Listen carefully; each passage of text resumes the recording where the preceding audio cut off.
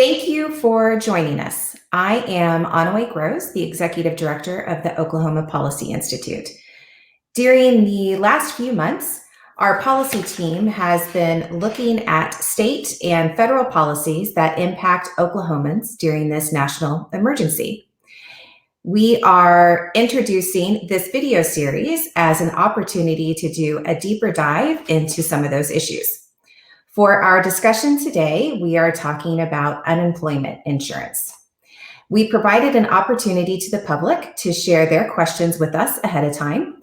And today we are joined by our Economic Opportunity Analyst, Courtney Cullison, to answer your questions and to provide her insight. Welcome, Courtney. Hi. So our first question is understandably just to talk to us a little bit about unemployment overall. So just how bad is unemployment right now, and how does it compare to the last recession? That's a really good question. I know we're seeing numbers everywhere right now, and it is kind of hard to understand what they mean sometimes. So for some context, during the last recession, which was 2008 to roughly 2011 is when it hit Oklahoma the hardest. The highest unemployment rate that we saw was in 2010 when we hit 6.8% unemployment. And that was lower than the national peak around the same time.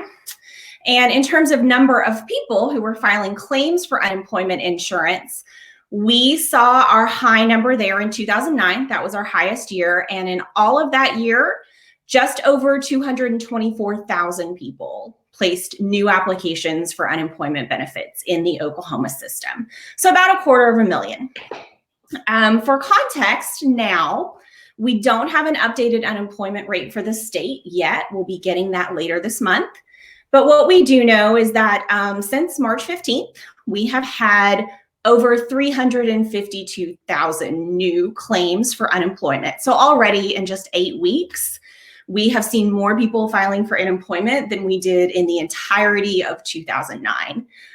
So this is pretty bad. A lot of people have lost their jobs in a very, very short amount of time. Thank you. And for those who aren't familiar, what are the usual protections or support provided to those that are unemployed? Right. So our basic system for unemployment insurance is pretty simple.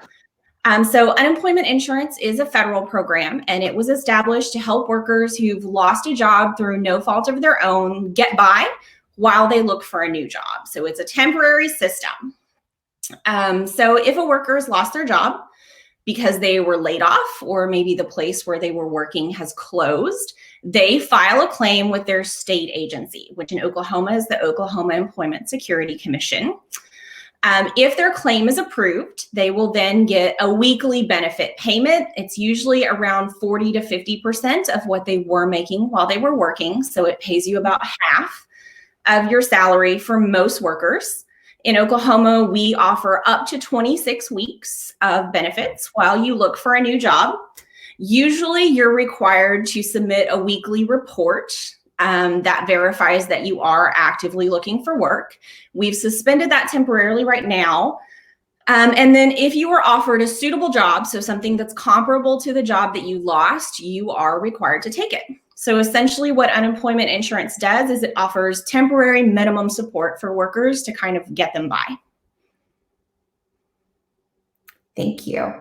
And how did the temporary changes to the unemployment in the CARES Act specifically change unemployment insurance? That's a really good question. We've essentially made 3 adjustments to the system with the CARES Act to better support workers during this very unusual time. So unemployment insurance was originally designed to really encourage people to be out there looking for work. That's maybe not what we want them to be doing during a pandemic. We want everyone to be at home, keeping safe as much as possible. So we made some tweaks to the system to make it better serve that goal temporarily.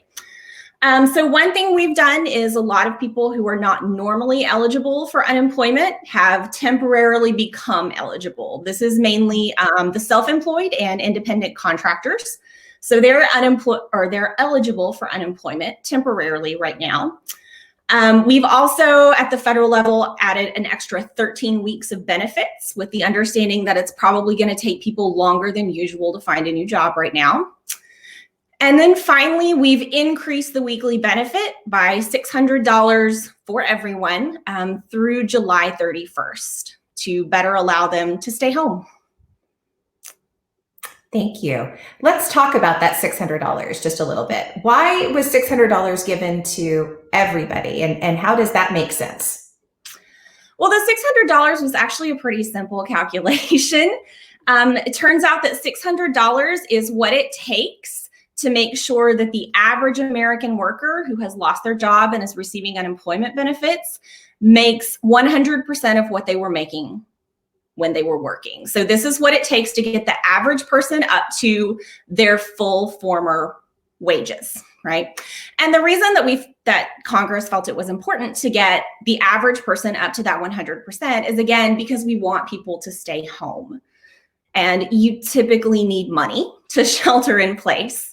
So that $600 is there through what we expect to be the worst of this through July 31st to allow people to meet their needs while they're staying home. Thank you. How does the new program for self-employed workers work? So the new program is that program I mentioned earlier, where if you are self-employed or an independent contractor and you wouldn't normally qualify for benefits, you might be able to under this program. So essentially it's an expansion to cover this population. So if you are self-employed or you're an independent contractor and you cannot work right now because of the COVID-19 crisis, you might qualify for this new program.